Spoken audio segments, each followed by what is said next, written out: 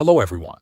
In this video, I will show you how to fix a DNS server not responding on Windows 10 and Windows 11.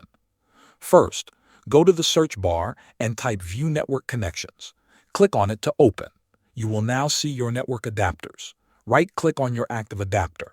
This can be Wi-Fi or Ethernet, depending on what you are using. Then click on Properties.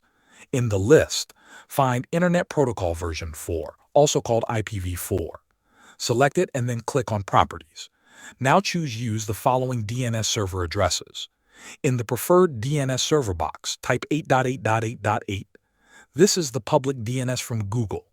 In the alternate DNS server box, type 8.8.4.4. Click OK and close all windows. Now check if your internet is working. If the problem is still there, we will update the network driver. Right-click the Start button and select Device Manager. Expand Network Adapters.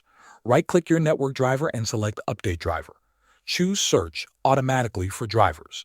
If that does not help, right-click the driver again and select Uninstall Device. Restart your computer. Windows will automatically reinstall the driver. If nothing works, go to Settings, then Network and Internet, then Advanced Network Settings, and select Network Reset. Restart your PC after the reset. Thanks for watching.